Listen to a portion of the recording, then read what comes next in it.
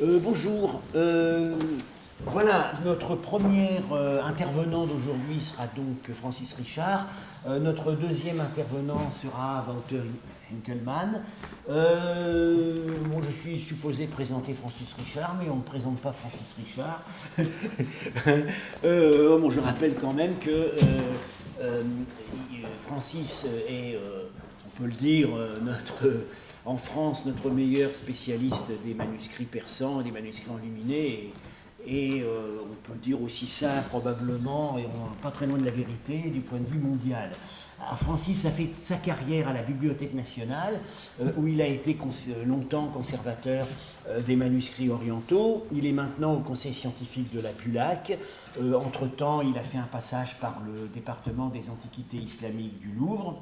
Et tout ce que je voudrais ajouter, parce que ça a un rapport en fait avec la séance, notre séance précédente, où intervenait Svetlana Gourchenina, c'est que Francis a des liens très étroits avec les institutions scientifiques d'Asie centrale et notamment du Tadjikistan, où il se rend tous les ans, organise des écoles de codicologie, voilà, oui, aide les savants locaux à cataloguer leurs fonds parce qu'il reste beaucoup de travail à faire et il y a des richesses insoupçonnées qui continuent à sortir de ces bibliothèques d'Asie centrale avec notamment des manuscrits qui étaient partis sous terre pendant la période soviétique, qui ressortent maintenant. Il participe avec Maria Schuppe et Michele Bernardini à la grande entreprise du... comment ça s'appelle? Series Catalogorum. Series Catalogorum, où justement on catalogue des fonds complètement jusqu'alors vraiment très très peu accessibles, et plusieurs volumes sont sortis ou sont en train de sortir sur les fonds d'Asie centrale. Et voilà, sans plus attendre, donc je lui passe la parole. Voilà, d'abord merci beaucoup à Franz Grenet et à Samra Azarnouch de m'avoir invité à participer à ce séminaire. Je dois dire que je ne suis pas du tout spécialiste du Shahnameh. J'avais tout au plus commencé à travailler sur les épopées secondaires après mon entrée à l'ABN et j'ai abandonné. Donc je vous demande pardon d'aborder le sujet en outsider. Ce qui est très intéressant, c'est que, comme vous le savez, pour le Shahnameh, on dispose depuis quelques années d'un instrument remarquable lorsqu'on aborde les manuscrits à peinture. Il s'agit du fameux Shahnameh Project, qui est animé à Cambridge par notre collègue Charles Melville, dont le travail, qui est toujours en cours mais très avancé, consiste à recenser les manuscrits illustrés de l'épopée du Shahnameh, ou c'est un peu des autres épopées, mais tout à fait marginalement, et d'en faire une sommaire analyse du point de vue de l'iconographie et de nous donner ainsi un tableau déjà très complet des ressources des différentes institutions mondiales, puisqu'il s'agit aussi bien de bibliothèques situées en Orient, en Inde, ou des collections européennes et américaines dans le domaine des manuscrits illustrés du Livre des Rois. Comme beaucoup d'entre vous le savent, le Shahnameh a-t-il été illustré à haute époque ou non? C'est une question qui reste ouverte, puisque les plus anciens manuscrits sont du 8e siècle de l'Hégire, c'est-à-dire un certain temps, même un temps certain après la composition du texte. Donc on a pu supposer qu'il y avait pu avoir des illustrations qui n'étaient pas forcément des illustrations dans les livres, mais des illustrations sur les murs des palais ou dans différents endroits qui représentaient des scènes de l'épopée nationale. Alors, les plus anciens manuscrits illustrés conservés sont des alentours de 1280. Donc on est plus de 2 siècles après la composition de l'épopée. Et donc ça pose un certain nombre de problèmes. Il y a eu une quantité d'études et d'hypothèses liées à cette apparition de cycles d'illustration. Ce qu'il faut aussi mentionner, c'est que le fameux manuscrit de Florence qui a été retrouvé récemment n'est pas illustré, donc il n'est pas un jalon important pour l'étude des textes, de l'illustration du texte. Le travail qui a été fait sur les cycles d'illustration du Shahnameh est plus complet, mais dans le même esprit qu'un travail qui avait été entrepris dans les années 90 en Union soviétique par notre collègue Larissa Dotrudaeva, qui s'était intéressée au cycle d'illustration des cinq poèmes de Nezami, en faisant le catalogue dans l'ordre du texte de toutes les scènes qui étaient représentées, en donnant des références aux manuscrits avec leurs dates. C'est un peu dans cet esprit que le Shahnameh Project a été élaboré par Charles Melvis et ses collègues. Alors, entrons vite dans le vif du sujet. Donc, on a une grande quantité, plusieurs centaines de manuscrits illustrés du Shahnameh. Ces manuscrits sont de différentes qualités. Il y a des manuscrits qui sont des commandes royales bien connues, documentées avec une dédicace. Et puis il y a un grand nombre de manuscrits qui ne portent pas d'indication de leur destinataire ni des conditions dans lesquelles ils ont été illustrés.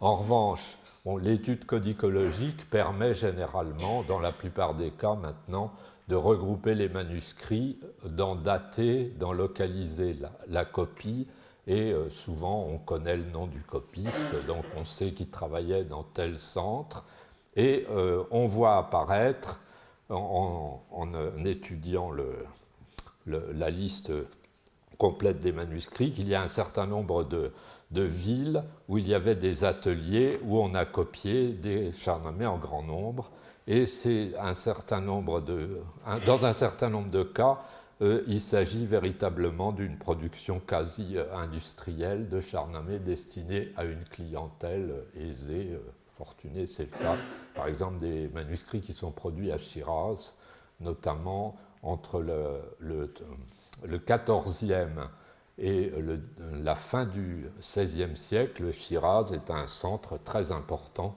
de copies de Shahnameh illustrés.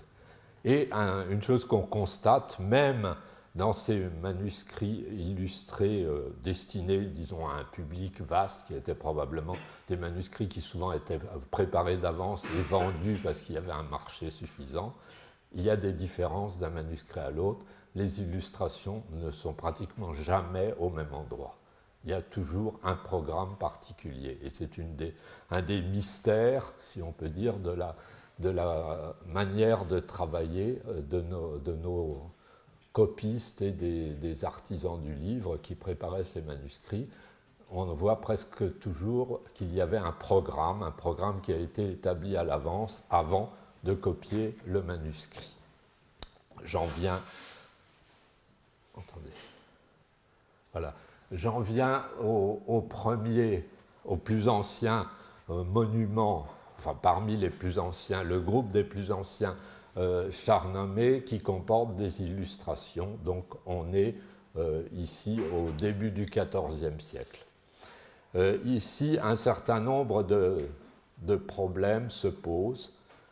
On a dans cette période, qui va de 1280 à 1320, une grande quantité de manuscrits qu'on appelle les petits Shahnameh, qui sont souvent d'ailleurs assez grands, qui sont des manuscrits qui ont été étudiés en particulier par notre collègue Marianne Simpson et plus récemment par Ada Adamova qui a élaboré de nouvelles explications.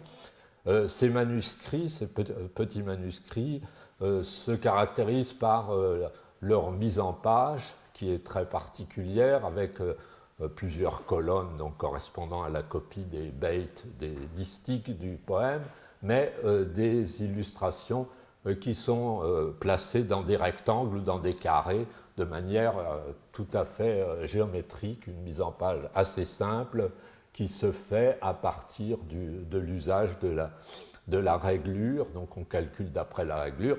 Ça veut dire qu'au moment de préparer le manuscrit, le copiste savait qu'il fallait mettre des illustrations et laissait vide l'emplacement où les illustrations allaient être mises.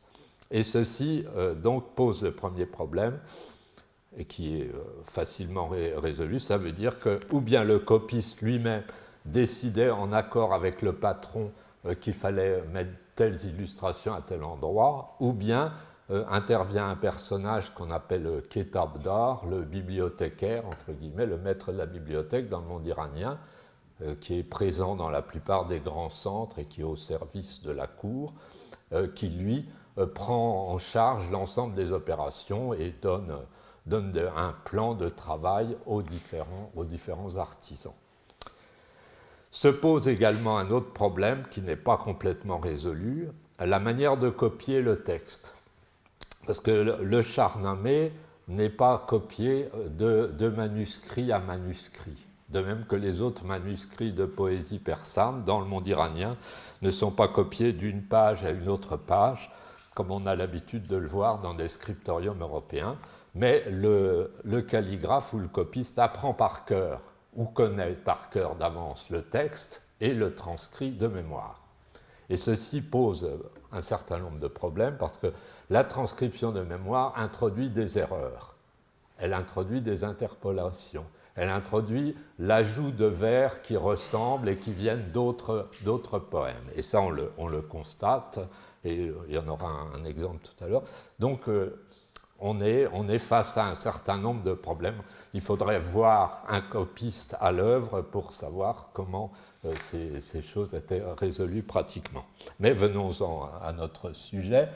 Ces petits Shahnameh ont été attribués tantôt, au début on avait dit que c'était à Bagdad, après la reconstruction de Bagdad, après la prise de la ville par les Mongols, et ensuite on a dit que ça pouvait être Shiraz, Tabriz, et plus récemment, Madame Adamova suggère Kashan, parce que Kashan est un centre d'artisanat avec une tradition d'illustration sur les objets. Quel est le cycle d'illustration dans ces manuscrits? On est dans le répertoire du Bazm ou Razm, c'est-à-dire on a un nombre important de scènes de bataille. Donc la clientèle de ces manuscrits, c'est souvent la noblesse d'épée, donc il est intéressant de voir. Donc on prend plaisir à voir les grandes scènes de bataille et une certaine glorification royale et glorification de la cour. C'est-à-dire qu'on a représentation des souverains en majesté, mais de façon assez stéréotypée dans ces manuscrits. Et on a autour du souverain, on a des personnages de la cour qui sont en général placés de manière très précise selon la hiérarchie de la cour. Attendez, j'en ai pas, ici c'est une scène du Esfandiar et Rostam, mais normalement les personnages qui sont autour d'eux, vous avez le grand vizir, le porte-mouchoir, etc., qui sont tous dans un certain ordre qui correspond à la hiérarchie de la cour où le manuscrit a été copié. Donc, dans le cas de ces petits manuscrits, le problème du mécénat et des instructions données aux peintres n'est pas complètement résolu. Reste à savoir si vraiment il y avait une intention idéologique dans le cas de cette production, c'est-à-dire si ces manuscrits étaient destinés à être distribués avec une intention de propagande royale ou de mise en valeur de tel ou tel personnage. Parce que dans le cas du Shahnameh, on peut constater l'opposition Iran-Touran, évidemment. Et on peut, dans un certain nombre de manuscrits, se poser la question, est-ce que l'Iran est plus mis en valeur dans l'illustration avec les héros iraniens ou le Touran, les héros touraniens? De même, dans un autre contexte, si on se pose la question des scènes de bataille, un manuscrit destiné à un amir, à un chef militaire, un prince d'épée, donnera une place éminente à toutes les scènes de bataille, parce qu'il y trouvera plus grand plaisir.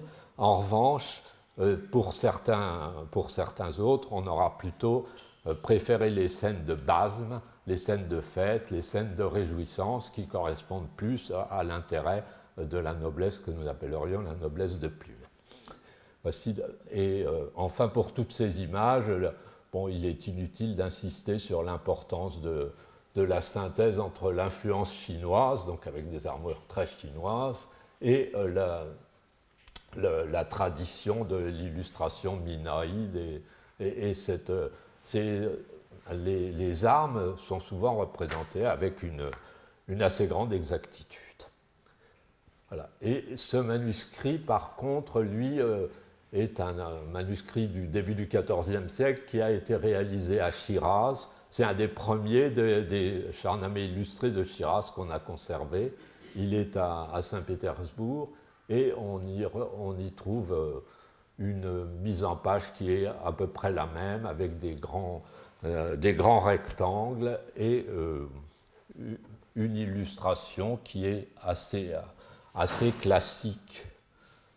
Ce manuscrit-là, dont quelques feuillets sont conservés à Berlin maintenant, qui est également de la première moitié du XIVe siècle, présente un certain nombre de particularités.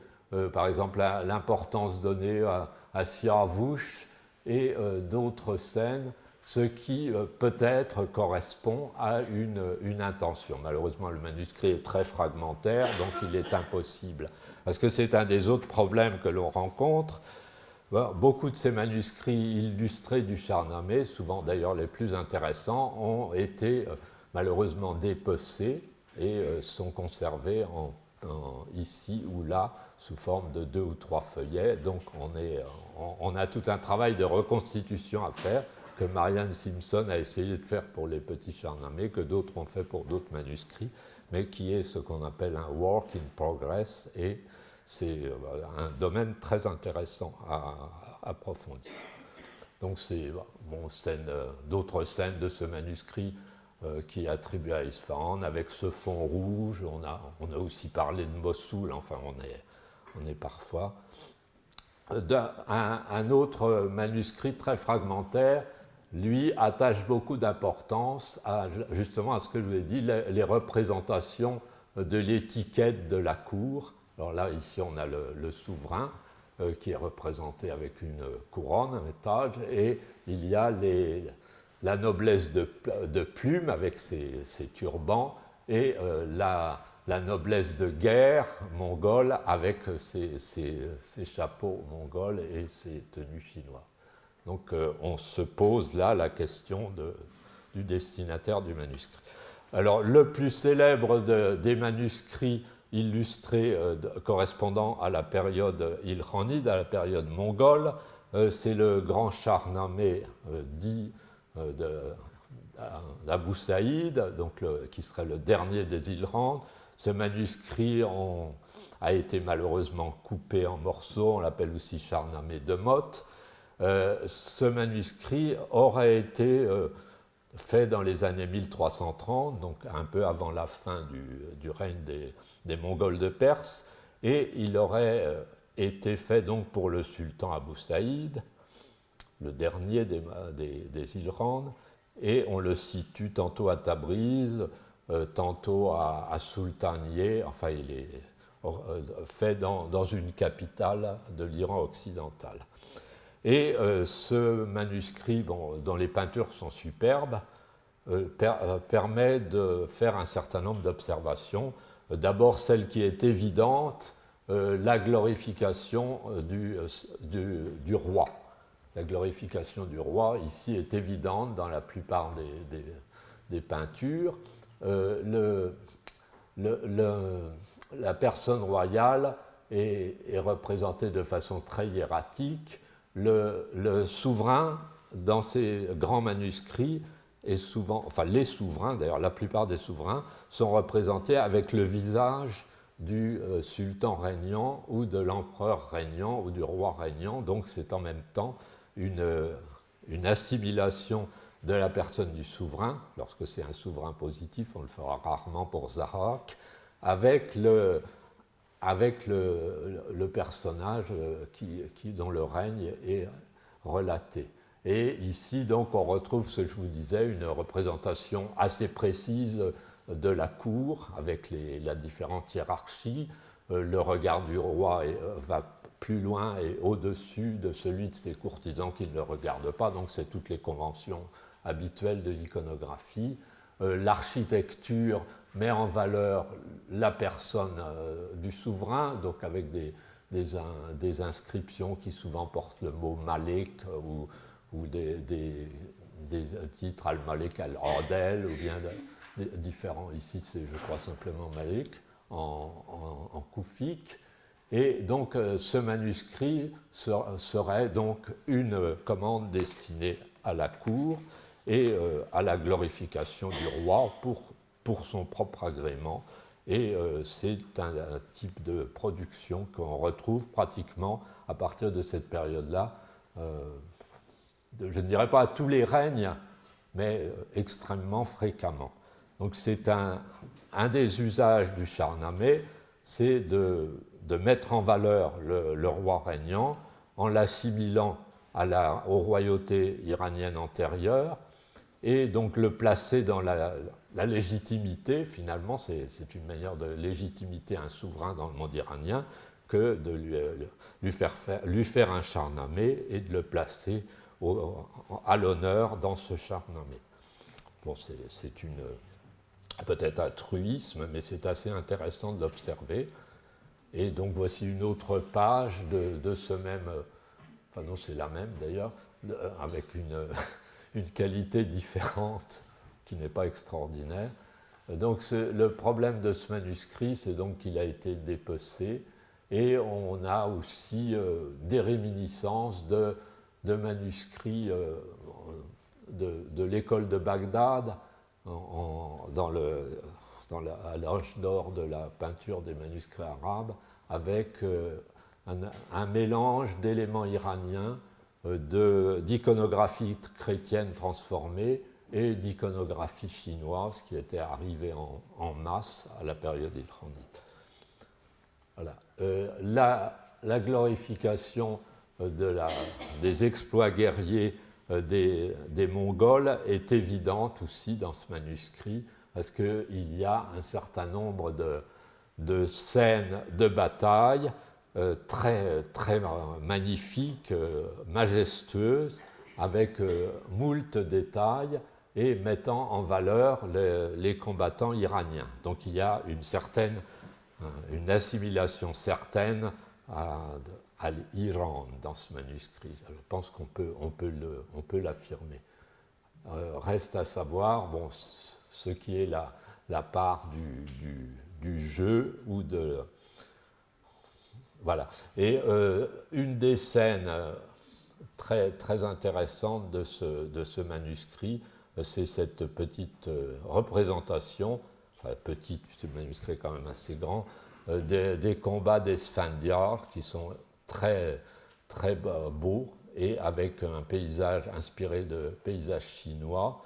Et on a ici des représentations d'animaux et de plantes qui sont extrêmement soignées.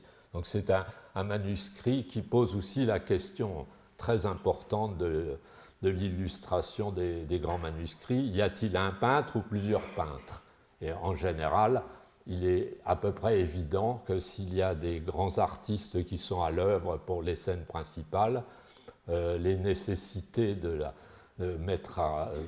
faire aboutir le projet ont fait que le peintre a travaillé avec un certain nombre d'assistants qui ont participé à la complétude des scènes.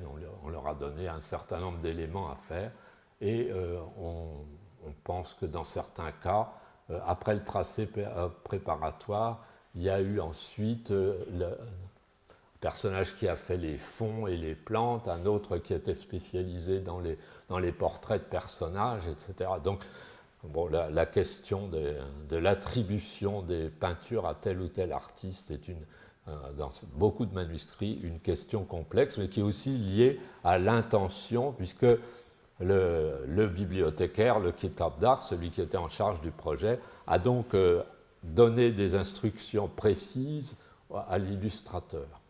Et donc il y a toujours un projet derrière. Oui, alors une autre scène liée à Esfandiar, mais ici dans un manuscrit très fragmentaire qui a été découpé et dont il y a de petits morceaux qui se trouvent à Istanbul dans les albums du musée de Topkapı. Et on voit qu'on est encore dans l'esprit du grand Shahnameh de Abou Saïd. Et on a ici donc des représentations qui sont très inspirées par la Chine. Alors on pense que ces manuscrits ont dû être faits à Tabriz.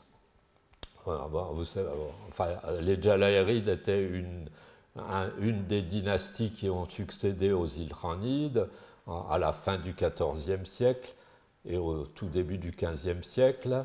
Et autant leur royaume n'a pas une très vaste étendue. En revanche, dans le domaine du manuscrit illustré, cette dynastie a exercé un mécénat très très important en faisant illustrer de nombreux livres, et il était normal qu'ils en fassent profiter l'épopée nationale, en se rattachant eux aussi à la lignée des rois de l'Iran pré-islamique. Je n'insiste pas sur les détails de l'iconographie, on pourrait y passer des heures, parce que c'est très intéressant à détailler. On voit déjà par exemple apparaître les rochers à tête humaine ou à tête animale, qui sont un élément qu'on retrouve jusqu'à la fin du XVIe siècle dans la peinture persane, probablement d'origine taoïste, hein, mais c'est quelque chose qui en Iran prend une signification différente. On voit aussi que les arbres sont inspirés de peintures chinoises, et le tout est réinterprété dans un contexte entièrement iranien, complètement iranisé. Alors, ensuite, on a, à la même époque où les Jalayirides sont actifs en Iran occidental, et donc s'attribuent le Shahnameh, et avec les Jalayirides, c'est un répertoire qui accorde une grande place à la musique, à la poésie et à la protection des arts. Enfin, c'est intéressant, et dans l'illustration des manuscrits, on pourrait Shahnameh, on n'a que quelques pages, mais on voit que les scènes de cour sont fastueuses, remarquables, très, très soignées, très léchées, et remplies d'allusions justement à cette vie de cour avec un mécénat très important. L'autre partie de l'Iran, c'est-à-dire le Fars et un peu au-delà, est à la même époque entre les mains de la dynastie des Mozaffar, des Mozaffarides, qui ont également un rôle de mécène assez important dans un esprit assez différent. Il y a beaucoup de manuscrits ornés ou manuscrits illustrés, mais on ne connaît qu'un seul Shahnameh, qui est celui-ci, qui est daté des alentours de 1370, qui est fait à Shiraz. Et dans ce Shahnameh, il y a beaucoup moins de glorification du souverain. D'ailleurs, on voit chez les Mozaffarides, il y a, semble-t-il, moins un programme royal, c'est plutôt un programme décoratif qui est mis en œuvre avec des scènes soignées, mais qui sont beaucoup moins hiérarchisées que dans les manuscrits occidentaux qu'on peut avoir. Évidemment, il est difficile de tirer des conclusions d'un seul manuscrit, c'est toujours la même chose. Le cycle est relativement pauvre dans le Shahnameh Mozaffaride, mais les illustrations sont de grande qualité. On voit une création intéressante avec Alors il y a des spécificités stylistiques qui permettent de reconnaître tout de suite l'école. Ici, ces personnages qui portent une espèce de masque, un peu qui est très en avant du visage, qui est très spécifique et qu'on retrouve aussi dans certaines peintures indiennes et en Asie centrale. Parce qu'il y a par exemple un manuscrit qui ne concerne pas le Shahnameh, qui est conservé à Tashkent, Amir Khosrow, qui est de la même époque et dont on peut se demander s'il est mozafaride ou s'il est d'Asie centrale, ou des sultanats. Et la question n'est pas complètement résolue. Voilà, dans le même Shahnameh, vous voyez, la représentation royale est faite dans un esprit assez différent. Finalement, c'est une scène relativement simple, simpliste, avec une grande attention à la nature, au jardin, et très, très stylisée. Là aussi, la musique est présente, le trône est très stylisé, et la personne du souverain n'a pas une gloire extraordinaire. C'est le personnage assez simple, finalement, présenté avec simplicité. Je vous ai dit l'intérêt de la représentation de la nature, la présence de la musique, naturellement. Bon, il y a une rivalité dans le domaine du mécénat entre les Jalalirides et Mozaffarides, chacun essayant d'attirer le plus d'artistes possible, qui à Shiraz, qui à Tabriz et à Bagdad. Bon, voici. Alors, un manuscrit on revient plus à l'ouest, qui est des alentours de 1400. C'est un grand recueil qui est à British Library, qui est un recueil de plusieurs épopées illustrées, qui est un manuscrit très intéressant qui maintenant, je crois, est visible sur le site de la British Library. C'est un plaisir pour les spécialistes.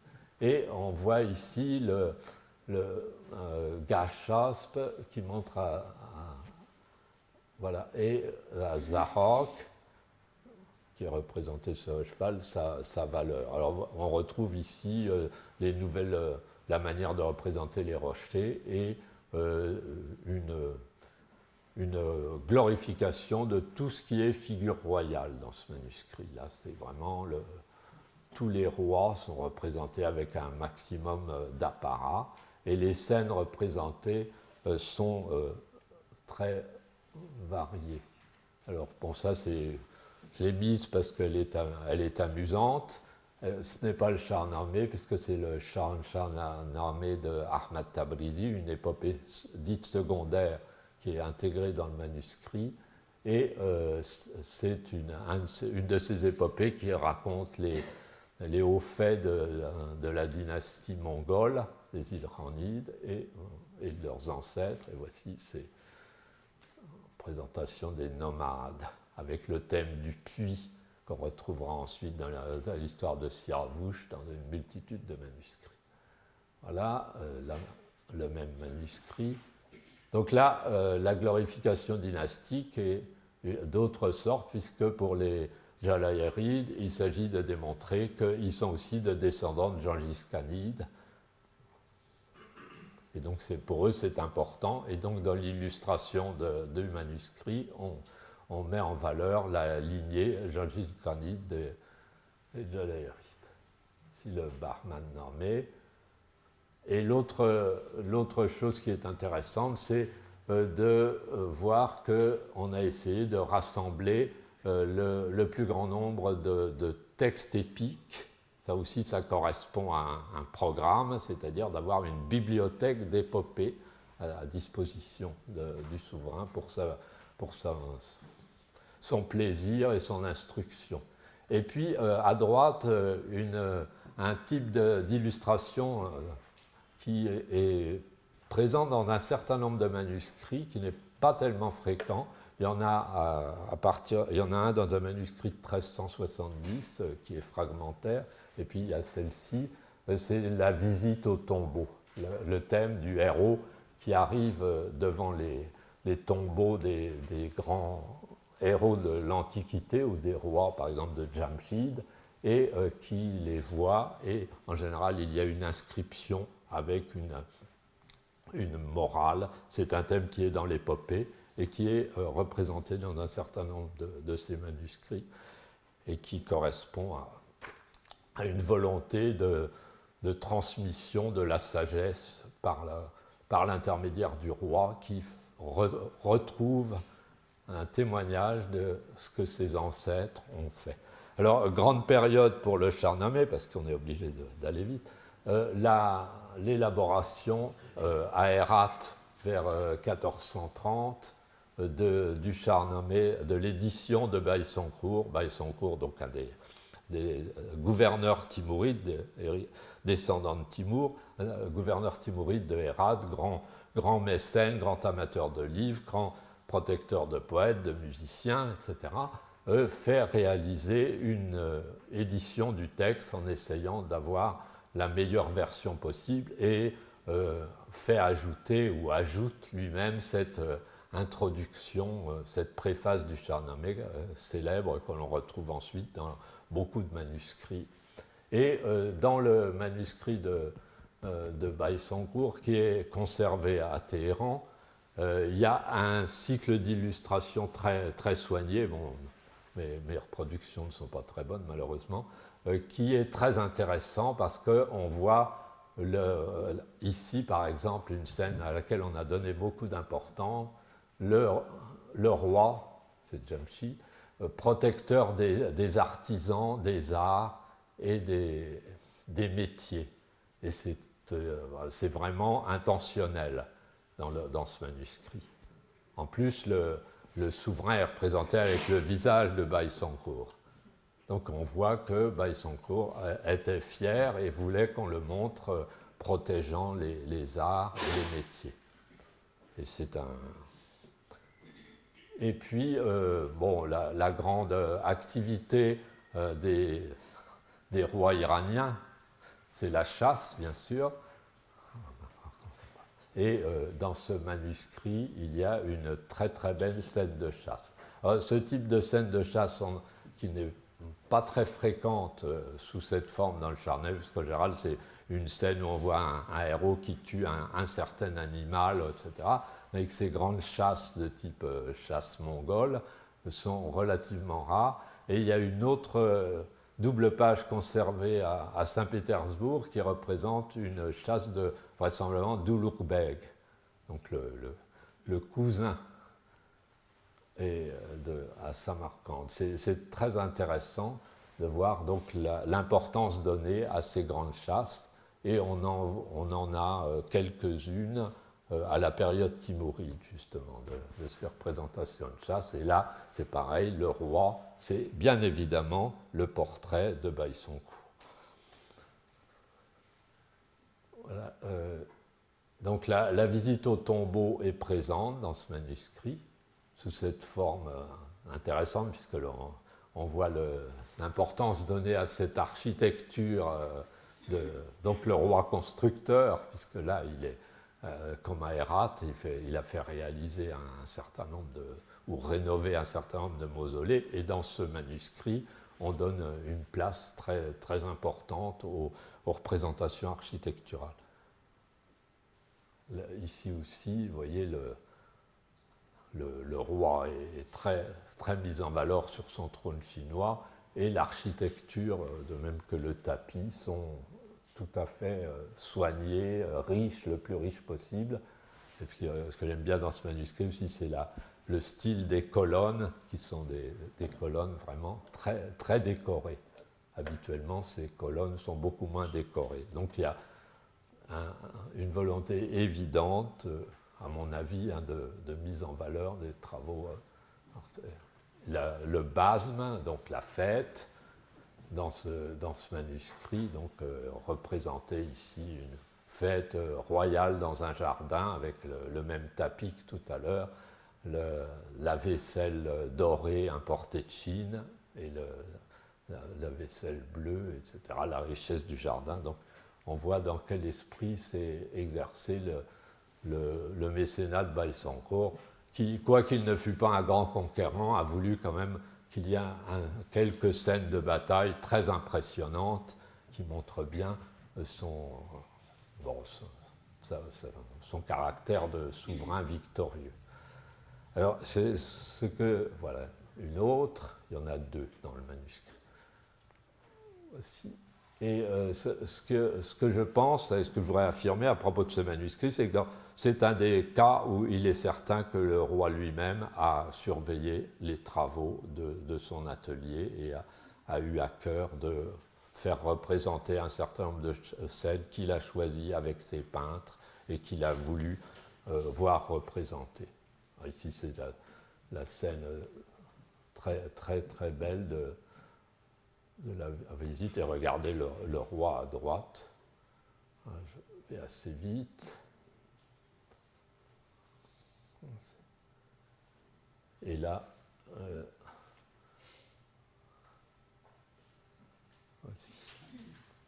alors un autre Shahnameh, d'un des grands princes, des descendants de Tamerlan, Mohammad Jouki. Mohammad Jouki n'a jamais vraiment eu d'apanage de royaume, mais il a guerroyé en Asie centrale, du côté du Mogolestan, dans les régions où les armées étaient tout le temps sur le qui-vive.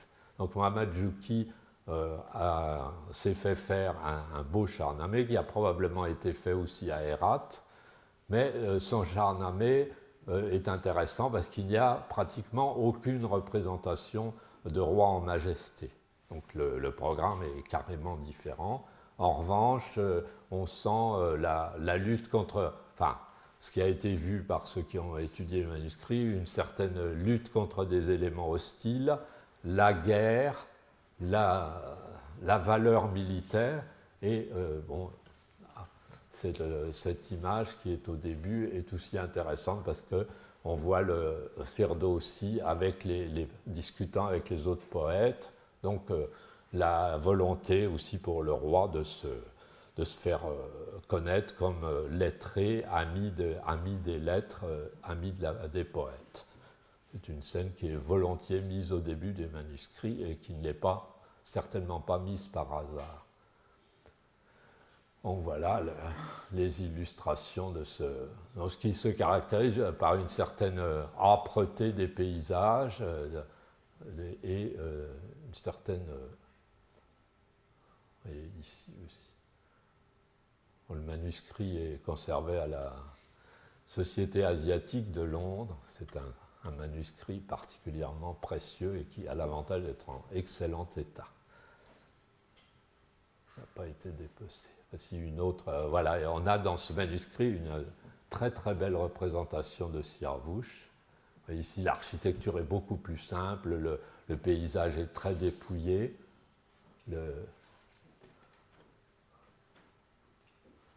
Voilà cette scène qui est représentée à de multiples endroits. Vous voyez, on est toujours dans cet esprit de lutte contre les éléments, de valeur du héros au combat, etc.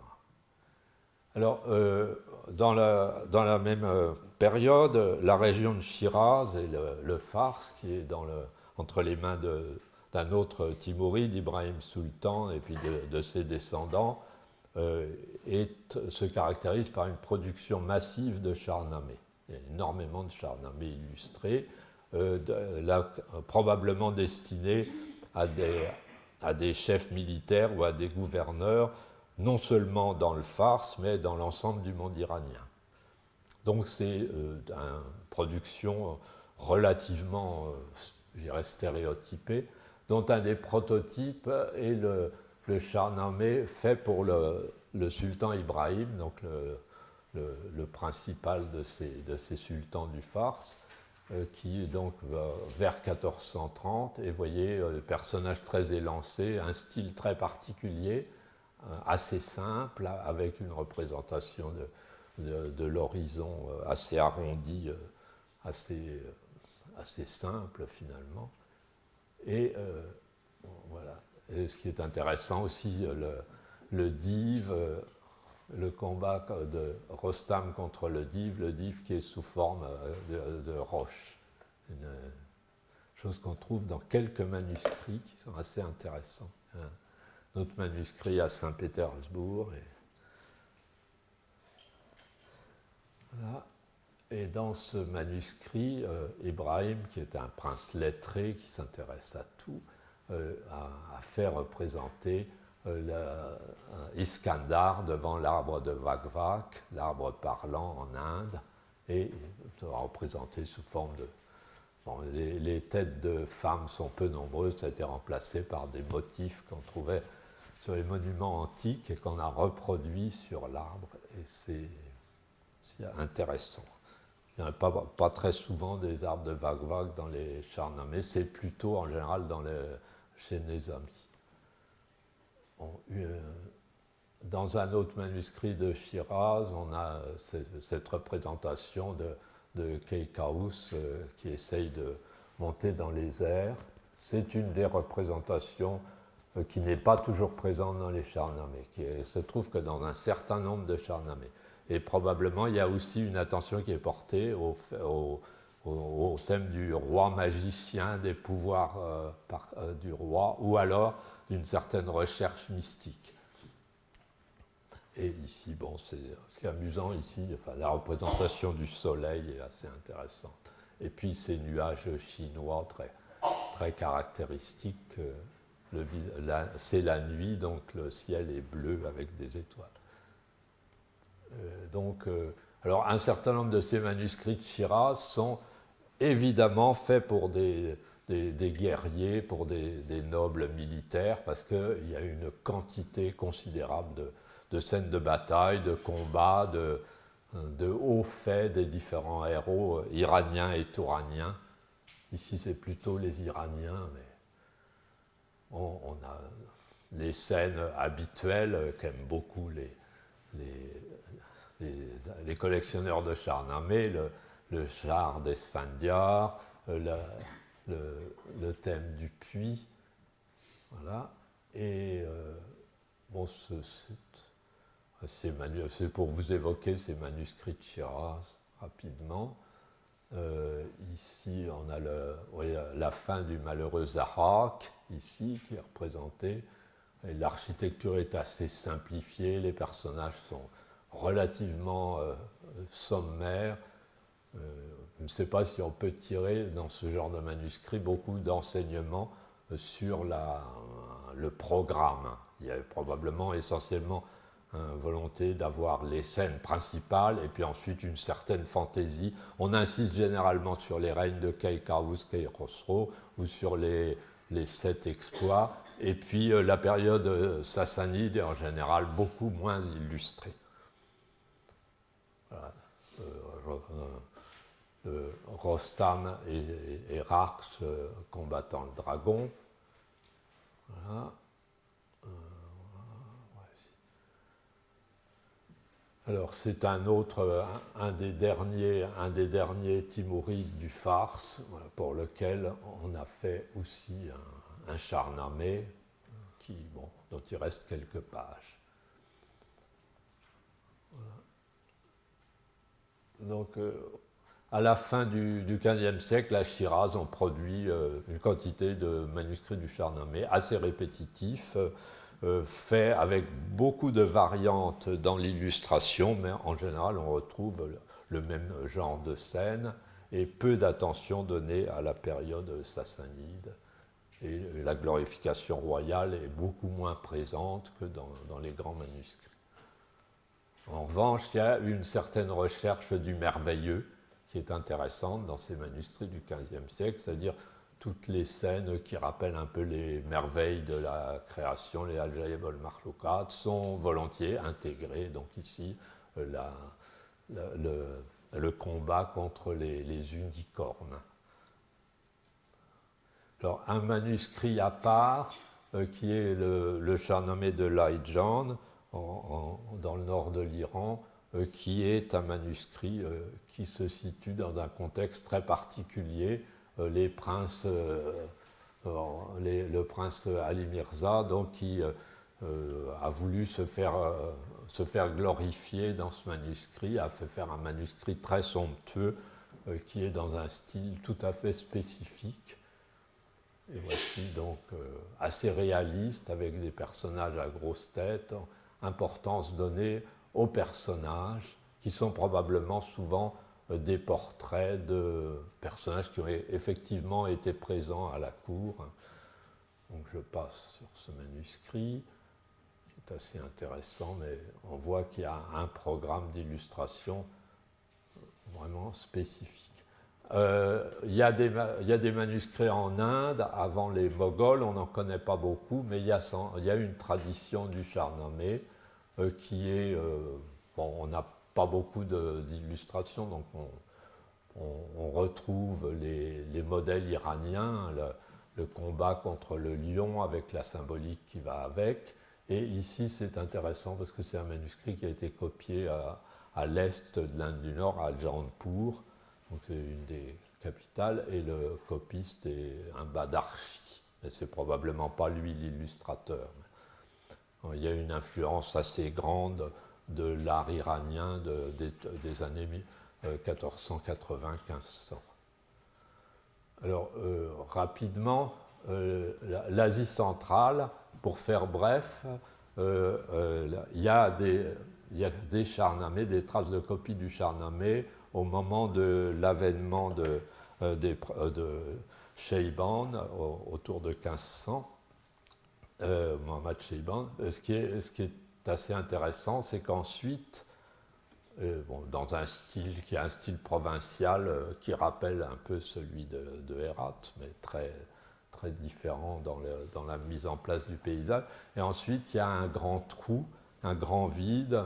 On ne trouve pratiquement plus de Shahnameh, sauf un manuscrit des alentours de 1550 Boukhara, qui n'est certainement pas une commande royale. Et puis ensuite, on a un autre manuscrit, mais qui a été fait à Boukhara pour être offert au sultan ottoman. Donc les Cheibanides ont visiblement répugné, ça c'est une production qui n'est pas une production royale, c'est un manuscrit de type commercial, sans doute fait à Samarcande. Et donc les Cheibanides n'ont pas cherché à s'approprier le Shahnameh. En revanche, à partir des Djanides, il y a réappropriation du Shahnameh. Et donc, pour finir quelques images bon, de ce que nous savons, par contre, lorsque les Safavides prennent le pouvoir, ils s'approprient le Shahnameh de façon majestueuse, sans doute dès Shah Ismail, avec cette tentative de réalisation d'un Shahnameh inachevé, et puis le très fameux manuscrit de Shah Tahmasp, qui est maintenant en grande partie revenu en Iran, et qui a un cycle d'illustrations très très riche, sur lequel on a pas mal travaillé, qui est une magnificence de la royauté, de nombreux symboles, et également bon, le roi qui vainc les puissances maléfiques, enfin, tous les aspects de la royauté sont glorifiés dans le Shahnameh. Bon, il faudrait en faire un cours complet pendant une année sur ce manuscrit. On n'épuiserait pas ce qu'on peut y trouver. Il y a des différences de peintres, mais il y a toujours la même volonté d'extrême richesse et d'illustrations très complètes qui reviennent donc à s'approprier pleinement le passé iranien dans sa totalité, sans allusion au chiisme en plus. C'est intéressant de ce point de vue-là. Donc voilà, avec des belles scènes de genre, notre Siravouche, le roi constructeur, il a traversé du Jayhoun. Voilà. Et puis c'est...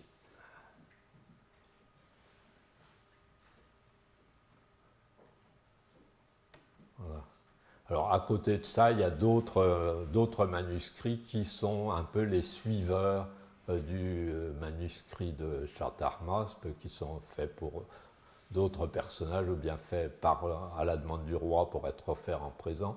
Il y a un manuscrit intéressant à la BNF où il y a une représentation de la fondation. Il y a très peu d'illustrations, mais 2 illustrations intéressantes. La représentation de l'instauration de la fête de Nowruz et l'instauration de la fête de Meregan. Et ça, c'est quelque chose d'extrêmement peu fréquent dans les Shahnameh.